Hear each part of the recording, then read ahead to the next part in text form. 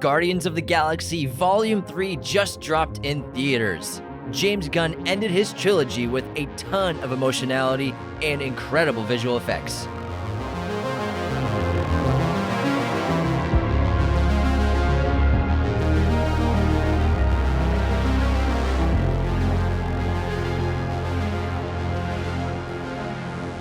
Hello, movie friends. Welcome back to Raiders of the Lost podcast, the ultimate film and TV podcast. We just watched Guardians of the Galaxy, an early screening thanks to IMAX, our great friends over there. We had a really good time. This is exactly what I was expecting for the film. It had laughs, it had tears, it had what looked like the best visual effects we've seen in a Marvel movie since No Way Home. I was thoroughly impressed from start to finish, and it had excellent acting from its very talented cast. Well, I mean, No Way Home's a Sony movie. Oh, that's true. So, That's I mean, true. this is some of the best visual effects that we've seen from Marvel and the MCU in years, Yeah. I will say. I think that was the best part. Yeah, I enjoy myself at this film, and it's the third to this trilogy. I adore the Guardians of the Galaxy. The first film is one of my favorite in the entire MCU. I love the second one, even though that probably gets the most hate out of this entire trilogy. You and I are divided on that one. Anthony's not a huge fan. A lot of people dislike the second, or not dislike it, it's just like they rank it pretty low. I think the second one's awesome. I cried like a baby at the end of that movie. And I think what James Gunn with the third one was really, really clever in terms of centering the story around Rocket Raccoon. We finally get like that Rocket Raccoon kind of line, and then his origin story of how he got his abilities, how he was modified and experimented on by this crazy galactic geneticist. The evolutionary. Galactic geneticist. Yeah, that's what I was trying to say. You got it, man. Galactic geneticist, the high evolutionary. GG words, man. GG. So I think it was a great idea to just focus on Rocket because he's such a loved character. And I've always been curious about where he came from, why he's so intelligent, and it kind of showed how superiorly intelligent he is to everyone else in the Guardians of the Galaxy, for sure. That's a great point because he says in the first one, doesn't he say something like, there's nothing like me? Something like that. Yeah, that. he says something like, there's nothing out there like me. We've just been getting teased about Rocket's origins and how smart he is, how clever he is. I knew he was a genius, but I didn't realize how he was this much of a genius at such a young age, being experimented on as a little baby raccoon. And probably my favorite part about the film was Gamora reverting back to the original Gamora the first Gamora we ever saw.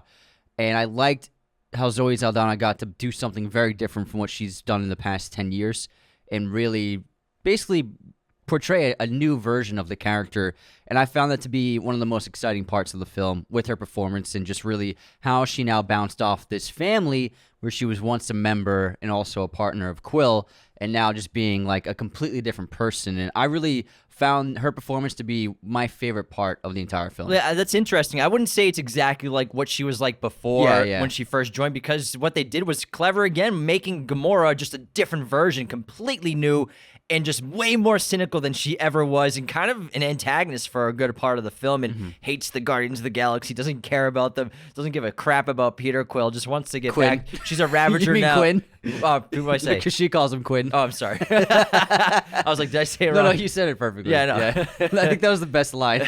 He's being all emotional, and she goes, Quinn. He's like, Quill. It's Quill. So, but she's just like I said, so much more cynical than I think we were expecting her to be, which I think was a plus, because it's just a different Gamora, what that path would have been like if the blip happened and she was in this crazy situation like everyone else at Endgame. And now she's a Ravager, just like Peter Quill was a Ravager, but she's like kind of one of their leaders. And I thought that's a great point. She was terrific in this movie, just a new version of the character. But it still showed she still has that heart inside of her and that desire to do good and to help others. And there were hints of that and flourishes of that in this film until eventually she decided to risk her life to help the Guardians out and kind of become one of them in a way, even though she left them at the end. She did join them for this entire sequence of events. And so it proved that she still has that deep down inside of her, and we'll probably see that side of her in the future, because I know this was a farewell. They're all coming back. Everyone's coming back except for Batista. No, it's Zoe Saldana's not coming back. She's done? She's done as Gamora. She's done? Announced it. Okay.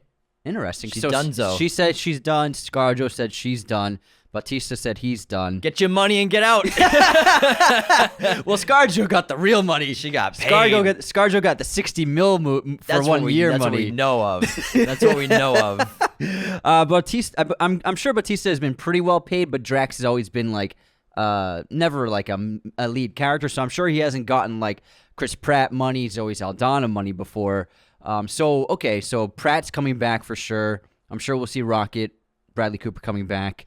And then I'm sure Vin Diesel will voice Groot whenever it's called on him to do it. $200K for a day of work, no problem. So, so it is it's like a legit farewell then. I didn't know that Saldana confirmed not coming back. Yeah, well, that was just like the other day. Okay. I think she's done. I mean, she works on a bunch of big productions like this that require a lot of visual effects work, especially with this. Oh, yeah, you're talking about when makeup. she said she's kind of done with studio big pictures. Because she's doing Got it. Avatar, Yes. and I mean, I'm sure she wants to do other things. Same thing with Bautista, because Bautista's probably the best actor that was like wrestler turned actor, entertainer turned actor. He's terrific. I mean, he's been in Denis Villeneuve movies, and he's such a talent. And I prefer when actors and actresses leave the MCU just to start doing other things, like Elizabeth Olsen. Now that she's left the MCU, she has time to do more interesting projects. So I'm a huge fan of actors leaving big productions and big franchises. Yeah, and Saldana and Pratt are a couple of the most talented actors that the MCU has had over the past 10 years. They're two terrific actors, and then the other three have really come into their own in their performances as well, including Karen Gillan as Nebula. And I like this film. It finally solidified the fact that they're a family. I like the opening, choosing Creep, and centering upon a kind of a solitary Rocket who still is Creep by Radiohead. Yeah, Creep by Radiohead. Get some context in there, bud. Sorry, just run it. And he's, even though he's amongst this family, he still does feel isolated. He still does feel like he can't fit in anywhere. And so I like how Gunn structured the story around him and his backstory, and then eventually him finding his people and his own kind. And I'm sure he's going to build his own family, which is really fantastic. And the heart of this movie obviously was Rocket. The main components of this film, are Rocket and his almost on the brink of death, and they're trying to save him. They have to somehow bypass this technology that's inside of his heart, around his heart. A kill switch. A kill switch so that they can save his life, as well as, Peter Quill still reeling from the loss of his Gamora, the Gamora he was in love with, and trying to come to terms with that. Obviously, it's taken an effect on him. Did he remind you of JGL from 500 Days of Summer? Kind of. You don't look anything like Summer. Except she looks exactly like Gamora, because she is Gamora. And I think this movie did a lot of things really well, but I also think it did a few things not so well that we'll talk about both. And I want to talk about the pros for sure immediately, because I thought it had a terrific opening. Like they said, the song choice of Creep by Radiohead set the tone really well with Rocket. I think James Gunn established real quickly that Rocket's going to be the main character of this movie right away. And I was really emotionally pulled in just from the sequence of Rocket playing Creep by Radiohead for everyone in Nowhere. And the Guardians have set up Nowhere as kind of their home, their base of operations, their headquarters. They got a little community going. The squad's there. They got Nebula, Mantis, Drax, everyone, obviously except for Gamora, because their Gamora has passed away. She was thrown off that Gamora's dead. She was thrown off that magic cliff. That might have been the best line. And I think if I had to pick specifically a favorite part to this movie, it would be the huge practical sets. Now, James Gunn, I think, made this film an outlier to recent MCU projects where we have massive sets, obviously plenty of green screen, plenty of visual effects, plenty of use of the volume, I'm sure, but they had some massive sets, especially Nowhere. This set looked incredible. It looked like an amusement park, like you could walk around it like Galaxy's Edge or something like that. So I thought that this film did a terrific job with the production design, building these huge sets, lots of practical props, and of course, there's plenty of visual effects, but like we said earlier, the visual effects in this film, probably the best we've seen in the MCU since maybe Endgame. I mean, I was not counting No Way Home. I was really impressed by them, most notably of Rocket Raccoon, because we got a ton of him the first few minutes in it, and immediately I was like, wow, this is the best Rocket's ever looked. They're really nailing the CGI clothing, not just the CGI character, but the clothing looked pretty real. Like, because clothing can be like, obviously you can make it look texturally like it's there, but to make it feel like it's actually on top as another layer on top of a body, that is a challenge with clothing. Plus the body of a raccoon that's exactly walking. in the hair, and I think they really nailed it. And it was the best raccoon we'd seen so far, Rocket Raccoon that we've seen so far. And then all around, all the visuals really just, there wasn't a moment where I was like, oh, that's typical MCU. I think that they put a lot of resources into this because of the flack they've gotten over the past 8 months or so. And so hopefully we'll see more of this in the MCU films, of them going back to making sure the CGI is really up to par with the highest quality standards, because I found it to be really fantastic and really helped pull me in. And also for the little critter family of friends that we get in the flashbacks, they all looked excellent as well. Plus that organic space station place. Oh, yeah, that yeah, looked yeah. real as fuck. I was like, this is, first of all, super weird, but also it looked terrific. Yeah. It looked really good. So the CGI in this movie, the best we've seen in years coming out of strictly the MCU and their projects. And going back to it being weird as hell, I thought that was a great strength of this movie, just being super odd, bonkers, weird, crazy. James Gunn, his previous work before working in the MCU franchise, he was making weird-ass movies. Slither is weird. a creepy, weird movie. Look up stills if you've never seen it of Rooker when he was in that movie. It's going to weird you the hell out. You might have nightmares about it, but if you've never seen it and you like weird stuff, I recommend checking it out. Even Super is weird. Yeah, with Rainn Wilson. It's a weird movie, but like I mean, in terms of like the physicality Body of weirdness, like body horror and like weird practical horror, I thought this movie had so much of it, and I thought it was a great strength for the film. I also really enjoyed. There was quite a good amount of gore, especially ripping off that dude's the evolutionary's face, like because they took his face off, and I kudos to Gunn. I'm sure. It took a little convincing to get Disney to sign off on that kind of level of gore for a PG-13 Marvel film, but I really appreciated it. There were also a few other aspects of pretty decent gore that was, pretty graphic. And I remember after the film was over, a mom behind us asked her, like, teenage daughter, like, "Are you going to have nightmares after this?" She was like, "I don't think so." But there was some good stuff because, a lot of the kids' movies we loved growing up, they could be pretty graphic at sometimes, and they could be pretty scary. So I think that James Gunn was able to put that into this film, and it added a lot to it, which I really enjoyed. I loved the taking of the evolutionary's face off. I think that was absolutely a highlight of the film. And pretty much the majority, I believe, of the MCU films are PG-13. And one of the cool things and perks of having a PG-13 movie is you can drop an F-bomb in there. And it's one of those things, in addition to gore, that we've always been wanting to see, I guess you could say, in an MCU project. The gore is something that I've always wanted because there's been so many elements and opportunities for gore that I think they've just shied away from because they want to appeal to as many kids as possible. But this one was creepy and scary, and then dropping the F-bomb halfway through the movie was super fun, and the audience loved it because we were all waiting for it. We all knew that this is the first MCU project with the word fuck in it. I didn't know that. Yeah, so it's the first time ever they've done it. So I think it was pretty exciting and kind of charting new territory, maybe paving the way for getting everyone ready for an MCU Deadpool, which is supposed to be rated R. I still think it's going to be a very soft R. Maybe like 2 fuck words. And that's it. But kids don't swear. So PG-13, you get to say 1 fuck word. Meanwhile, we were watching South Park Bigger, Longer, and Uncut in theaters, and we were 12. Seen a lot of things that we shouldn't have seen when we were 12. Rated R movies. So I thought that was super fun. Maybe, like I said, testing the waters for getting more graphic and more serious for the content of films going forward in the MCU. Yeah, I think that it worked really well, and the audience loved it. And we saw this in early screening with clear super fans of the property and the characters, and they seemed to have a really good time at the film. I will say, though, it didn't seem like the comedy worked like it did in previous films. For me, it definitely didn't. There were a few laughs here and there, and it was pretty funny throughout, but it wasn't. I didn't see it even comparing to the humor of the first and even the second film. You could hear it even with these super fans in the crowd. There wasn't much laughter during clear jokes, and there were jokes that did hit, but I think there were actually quite a lot of missed jokes, especially a lot of the Drax jokes didn't seem to really land, not particularly for me because I think it was like the same kind of joke we've heard now 50 times.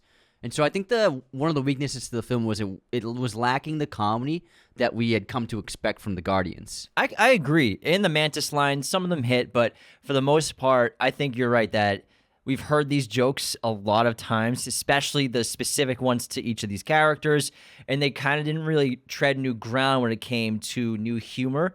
I mean, the first Guardians movie was 2014, the second one was 2017, so we're 2018. 6-7 years removed from the second film. I was expecting gut-busting humor the whole time, like the first two. Yeah. Those are the 2 of the funniest movies in the entire MCU, up there with Thor Ragnarok, those 3. And even Peter Quill, his humor wasn't really landing for me every time either. And he's just like a funny, charming guy. But also his character, I wouldn't say he was kind of a shell of himself a lot, but I mean, he's reeling from the loss of Gamora, so he's not exactly himself. I understand that. Overall, it is a darker themed film, but still, they did try a lot of humor. That's the thing. So I love the dark tone, but you're right. When they were trying to hit the humor, it was not really hitting people in the funny bone like it usually does. And I was a little surprised by that. I was expecting it to be one of the funniest movies of the year, which I'm sure a lot of people did and probably will laugh their butts off and did laugh their butts off. But laugh your tails off if you want to. But I mean, we're the 33rd movie into the MCU right now. We've heard a lot of these jokes before. We've seen a lot of these plot points before. So that's something that I want to talk about when we get into the cons, but I want to stay on the pros and things that did well. And I think one of my favorite parts of this film was Nathan Fillion, which I guess you could say is a glorified cameo. Such a loved actor for a bunch of sci-fi fans and sci-fi nerds. And to finally get him like in the MCU or in a big franchise, because people have been dying to see this guy in huge projects, like how he wasn't cast in Uncharted is still beyond me. He was perfect. I watched his self-made little short, and it was great. He's perfect for Uncharted, but it is what it is. He even looks good with the dark hair. He had dark hair. So I think that it was so fun for a lot of audience members to finally see Nathan Fillion in a big role in one of the biggest movies of the year. So I thought that was really exciting. I thought his character was really funny and interesting. Yeah, and I love the suits they were wearing. The security guards of the organic station. It's super weird. Gunn posted this video of you signing posters, and then he was like berating his assistant off screen for like not moving the posters fast enough. And then it panned up and it was Nathan Fillion. And he was like, I give you a role in the movie. It comes with other requirements and responsibilities that you have to be able to perform. That's so funny. He was like, I'm so sorry. You're absolutely right. It was great. Now, another great strength to this film, which is something that we've been dying to see in the MCU for years, is a freaking straight up evil villain. No empathy, no backstory. I don't care what his past was like. I don't care if his mom abandoned him. I just want to see evil freaking people being bad guys in movies, and we got that with the High Evolutionary, one of the most despicable and hateful characters, most easily hateable characters in the MCU because of his actions, because of his beliefs and morals, and how horrible of a person and being he is. And I just loved that. Finally, just a freaking evil dude is a villain in the MCU. And it was a really good character. I love the design, especially when we learned that Rocket had tore his face apart, so he had this like face basically stretched onto his exposed skin. And I liked having a bad guy like this again, and we didn't need to have the empathy. He really was a terrible, terrible being, and he got what he deserved. And I love the final battle when all the Guardians, they each get their lick in, basically, and then Rocket blows him away. I think that this film, like I said, did so many things well. But when it comes to recent MCU, I think that it also has the most disappointing character that I've seen in years in the MCU, and that's with Adam Warlock, played by Will Poulter. Now, Adam Warlock was advertised in trailers and teasers as from my perspective when I watched the teasers and trailers, a badass superhero kind of esque character. And he had a cool opening where he fought Rocket Raccoon and then took off. But whenever he fought everyone, he beat the crap out of everybody. Yeah. Really cool powers. And again, the teasers and trailers, he doesn't say a line, right? I can't think of when he says any dialogue.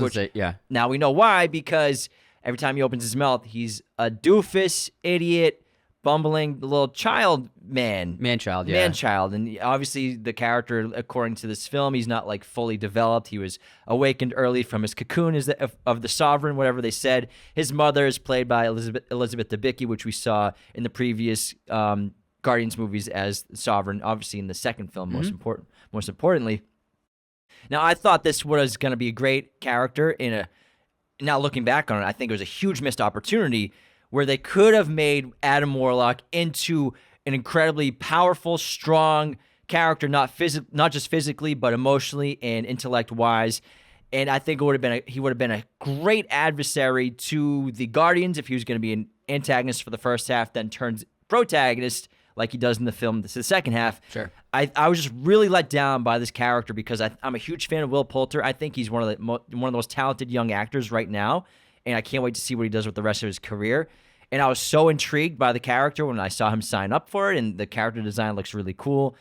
The trailers, he looked awesome, but I was just really let down that he was just like another typical bumbling doofus guy of the MCU. You know what I mean? Just add to the collection. Because like obviously like most comic book characters outside of like the A-Team kind of squads, I've never heard of these characters before they get announced in films. Same. I didn't know who the Guardians of the Galaxy were.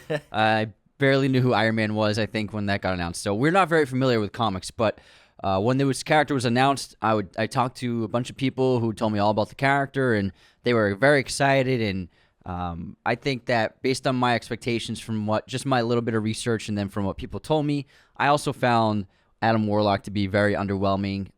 It played for a couple of pretty good laughs, like when he melted that guy, and that was pretty funny, but also there was a lot of fan buildup for this character and a lot of expectation. From my perspective, it didn't seem like they delivered really anything, and it was just kind of like a run-of-the-mill kind of typical MCU character we're getting nowadays. I agree with you. There was an opportunity to create a really fantastic dynamic character that could have paved the way for a big future in the MCU.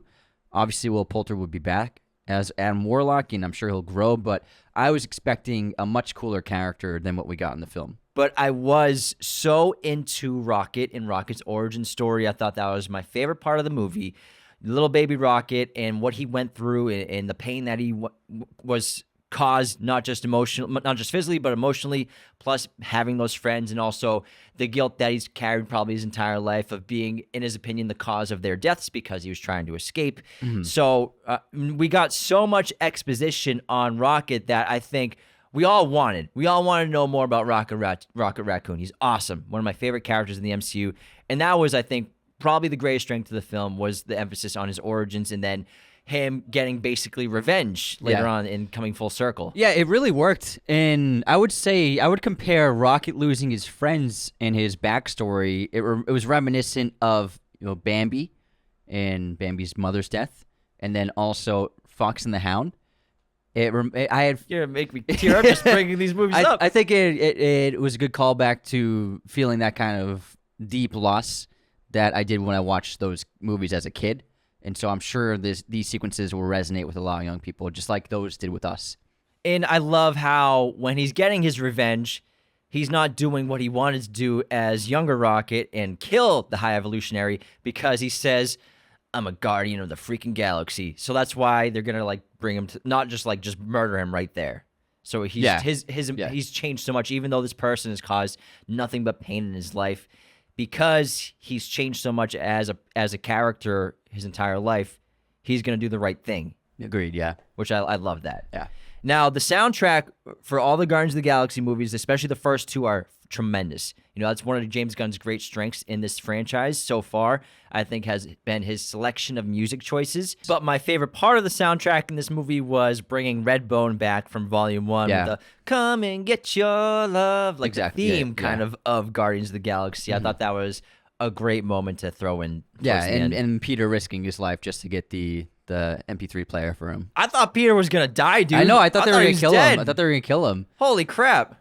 Also, Hollywood, you do not freeze in space. Well, he didn't freeze, so he just got really cold. So it's really cold in space, but it's not like a lot of movies. His face expanded and froze, though. I think that's just the pressure. His face expanded from pressure. So it seems scientifically pretty accurate because it is pretty damn fucking cold in space. Yeah. However, when a lot of movies turn you into an ice pop and then you just explode, it's not like that. So I think that they were actually pretty scientifically accurate to what would happen to you in space. You would become very cold.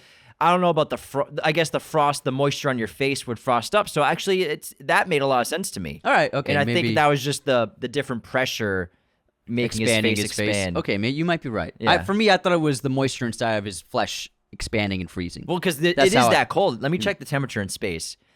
Temperature in space is got to be pretty chilly in space. Oh, it's got to be freezing. Well, I guess it's depends on how close you are to a sun. Does temperature exist in space? Space itself has no temperature. Current temperature in space, it's about -20 Celsius, -450 Fahrenheit. So, It seemed like pretty accurate. All right, that's pretty cold. I think so that the frosting up of his face, I think, makes sense. But I like how he didn't turn into an ice popsicle. Okay, yeah, I agree. Because he's only out there for like less than a minute. Yeah. But I thought he was dead, man. I thought he was dead too. I was like, damn, they're really. I was like, okay, all right, I see you, Marvel. I see you killing off major characters. This movie reminded me so much of was Teenage Mutant Ninja Turtles: Secret of the Ooze, with the big creatures like the two tough guys came out with their names. Num nums. Num nums. Num nums. Go play, have fun. All the creatures reminded me of them, and also. High Evolutionary reminded me of Sid from Toy Story Next Door. Like when he does two assaults and stuff. Absolutely. It was a good time. I enjoyed the film. I liked it. I laughed. I cried, and it was pretty fun for the most part. But I would just say, out of all 3 films, I would say this is the weakest of the Guardians films. So I think it ranks 7 out of 10. I think it ranks perfectly 1, 2, 3 for me personally. I agree. Yeah. I don't think you can top that first one. It's just a freaking sensational movie. And again, I love the second film. I don't care what anyone says. I really enjoyed that movie. And I love Kurt Russell in anything. But and then the third one I think is solid, but I think that's the order. 1, 2, 3. MCU now only has 3 trilogies because Thor has 4 movies. So when it comes to MCU trilogies, it's Iron Man, Cap, and then Civil War is it really a Cap movie? It's it's a Cap Vengers movie. Cap Vengers. Cap Vengers. That's also what I really liked about this movie is there's no one fucking else in it. Yeah. It's just the fucking Guardians. Yeah. We're not setting up a bunch of other characters to get their own TV shows, or maybe they are, but nah, man. No other Avengers popping in for fun. That's it. Just the Guardians. Yeah. That's it. I've been wanting that for a while. I've been wanting a bad villain, just an evil guy or evil lady, and then just focus on one goddamn storyline, just one set of characters. That's it. That's it. I don't want freaking Spider-Man webbing in here. I don't want anyone else popping up. Just the Guardians. Thank you. Thanks, James Gunn. I appreciate it. We don't need Don Cheadle to walk through the door. Yeah. We don't need it. We don't need it. So thank you. Agreed. I appreciated that very much. Just one story. Yeah, that's it. One set of characters. Yeah. Doesn't always need to be a team up. And right now, we're filming this episode on May 1st, and obviously this came out on May 5th. So according to Rotten Tomatoes right now, this film is at 77% on Rotten Tomatoes critic score. The audience score has not been released. I think it's a pretty solid rating. I'm guessing it'll probably drop down a few pegs on the audience score, but I'm assuming the critic score, but I'm assuming the audience score will be huge, probably in the 90s. IMDb, that score is not out yet either. So pretty much the only people who have seen it are us and other people for early screenings. Nobody except for us. Nobody. Just us two. The box office projections right now are 100? $120 to $150 million. Really solid, but again, that's going to be probably like a 4-day weekend, Wednesday to Sunday. It's going to be front-loaded, yeah. So we'll see. I'm sure it'll break 100, no problem. Yeah. Internationally opening weekend. I'm sure And it'll be I don't a hit. think the other two grossed 100. On the opening weekends? Yeah. I don't think the other two did. Maybe. I know the first one grossed 700 globally. Oh, yeah, it was a huge hit. So they're both huge hits. Yeah. But I'm saying I think it would definitely have the biggest opening weekend of the trilogy without a doubt. Well, I mean, we've always been talking and we've been trying to make people aware of how the opening weekends changed so much because now they count screenings that are on Wednesdays and Thursdays that are you go on Thursday, there's 78 screenings at your local theater for Guardians 3. So the opening weekend statistics are just different. Yeah. They've just been different the last 4 years. They've changed things forever. For the last 4 years, it's just all right. Yeah, we're also gonna count the weekend before. But I'm not sure if this film can outperform the first Guardians. We'll see. I don't think so either. We'll see. I think it'll top out at 650. I think so. We'll see. I think superhero fatigue is setting in, and I think even though people love Guardians, they may wait for this to be on Disney Plus. Yeah, which maybe. it will be on in probably 2 months. But you know what? We could be wrong. I'm expecting easily clearing 600 mil globally, easy, no problem. Profitable film. It's gonna be a hit. Oh yeah, it'll be one of the biggest of the year. Yeah. But I hope you all enjoyed this review of Guardians of the Galaxy Volume 3. Please let us know how you enjoyed this episode. Leaving comments, subscribing, listening, wherever you are. We appreciate it so much. Those 5-star reviews are so beneficial to us on Spotify and Apple Podcast, iTunes. Become a patron today at patreon.com/Raiders of the Lost Podcast. It's the best way to support our show. Take care, everybody, and have a great week. This episode was executive produced by our chosen one patrons, Cody Moen, Andrew Hagan, Becca Keene, Benjamin Cook, Calvin Murphy Griggs, Nicholas Martin, Darian Singleton, Tyler McFly, Andrew Hagan. Our chosen one patrons are our biggest supporters. Thank you so much. Raiders of the Lost Podcast is a mirror image production. Sound mixing done by Jacob Kossler. Opening music by Chase Jackson.